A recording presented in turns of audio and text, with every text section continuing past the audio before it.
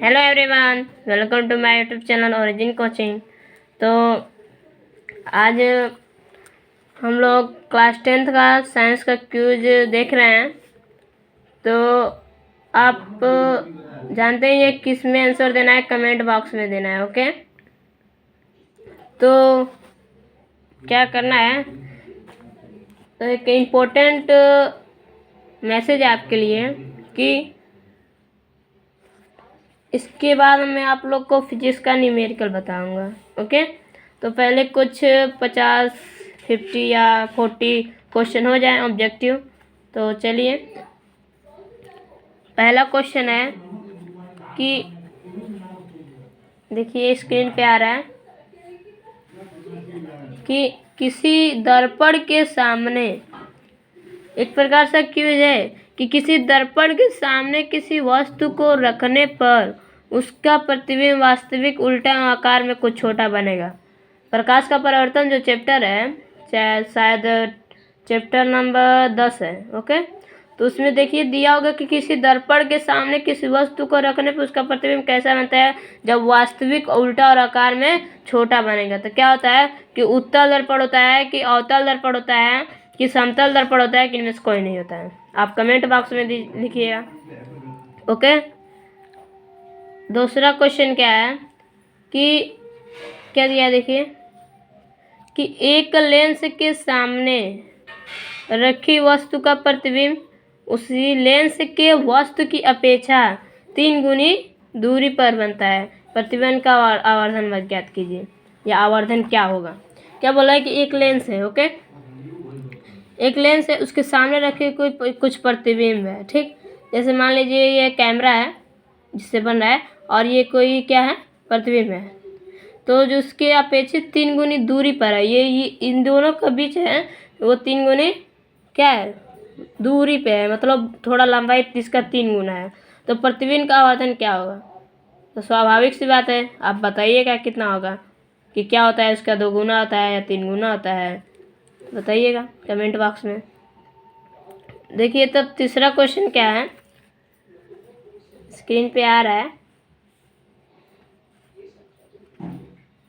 किसी विद्युत परिपथ में बहने वाली विद्युत धारा का मात्रक होता है। अब क्या होता है, क्या बोला है कि किसी विद्युत परिपथ में, आप धारा चैप्टर में से पढ़े होंगे कि किसी विद्युत परिपथ में बहने वाली विद्युत धारा का मात्रक क्या होता है।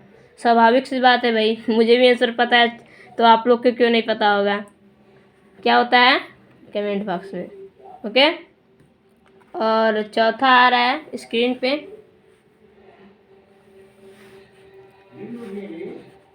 तो देखिए चौथा क्या है, परिवर्तनशील चुंबकीय क्षेत्र के कारण किसी चालक में उत्पन्न प्रेरित विद्युत धारा की दिशा का आकलन निम्नलिखित नियमों से किया जा सकता है। तो चुंबकीय क्षेत्र होता है, तो उसमें चालक प्रेरित विद्युत धारा किस दिशा के आकलन चलता है, मतलब किस नियमों से चलता है, कि दायां हाथ के अंगूठे का नियम, स्वाभाविक सी बात है, दायां हाथ का अंगूठे का नियम, कि ओम का नियम, कि फ्लेमिंग के बाएं हाथ का नियम, फ्लेमिंग के दाएं हाथ का नियम। आपने चुंबकीय क्षेत्र वाले जो चैप्टर है उसमें आप पढ़े होंगे कि फ्लेमिंग का दायां चैप्टर मतलब नियम, और फ्लेमिंग के दाएं हाथ का नियम। इतना तो मैं बता दे रहा हूँ कि इस ओम का नियम तो होगा नहीं, आप कमेंट बॉक्स में लिखिएगा। अब पांचवा क्वेश्चन है कि एक अवतल लेंस द्वारा किसी वस्तु का बना प्रतिबिंब होता है। देखिए एक अवतल लेंस, अब आप स्वाभाविक से बात है, अवतल लेंस आप पढ़े ही होंगे, मैं तो आपका केवल क्यूज करा रहा हूँ, और अगले बैच से मैं पढ़ाऊँगा क्लास 10th को। ओके, तो एक अवतल लेंस द्वारा किसी वस्तु का बना प्रतिबिंब होता है। क्या होता है, पहला ऑप्शन है कि आभासी उल्टा एवं छोटा, दूसरा ऑप्शन है कि आभासी सीधा एवं बड़ा, तीसरा ऑप्शन है आभासी सीधा एवं छोटा, और चौथा आंसर है आभासी उल्टा एवं बड़ा। तो आप इन पांचों को स्क्रीनशॉट मार लीजिए, और इनको आप स्क्रीनशॉट मार लिए होंगे, उम्मीद करता हूँ। चलिए अब छठवें क्वेश्चन पे। तो देखिए छठवां क्वेश्चन स्क्रीन पे आ रहा है धीरे धीरे। क्या आ रहा है कि दूरदृष्टि दोष के कारण वस्तु का प्रतिबिंब बनता है। तो ये लेंस का क्वेश्चन है कि दूरदृष्टि दोष के कारण वस्तु का प्रतिबिंब कहाँ बनता है। पहला है रेटिना पर, ये आँखों का क्वेश्चन है भाई।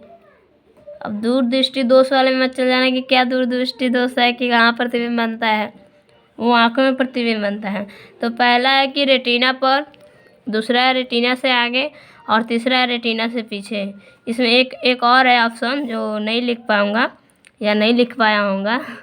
यहाँ पे एक ऑप्शन है कि इनमें से कोई नहीं। ओके, आप लिख सकते हैं। ओके, ये ऑप्शन है इनमें से कोई नहीं। ओके, और 7वां क्वेश्चन है, ये बहुत इम्पोर्टेंट क्वेश्चन है, वेरी वेरी इम्पोर्टेंट। ये हमेशा आता है, ये एक प्रकार का क्वेश्चन भी है, इसे 2 नंबर में भी बनाया जा सकता है, इसको प्रूव करने के लिए भी और इसे क्या करने के लिए, ऑप्शनल भी।